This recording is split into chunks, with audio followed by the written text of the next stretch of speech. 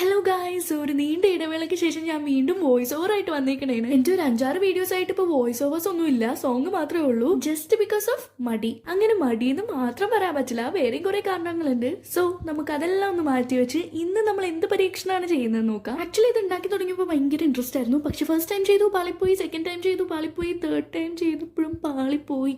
ഇനി വീണ്ടും ചെയ്യാനുള്ള ഗ്ലോ ക്ഷമയോ എന്റെ കയ്യിലില്ല. അവസാനം ഞാൻ അതുകൊണ്ട് തന്നെ ബാക്കി പരിപാടികളൊക്കെ ചെയ്തു. ഇപ്പൊ ഞാൻ ഉണ്ടാക്കിക്കൊണ്ടിരിക്കുന്ന സാധനം നമ്മുടെ കൂട് വെക്കാനുള്ള സ്റ്റാൻഡ് ആണ്.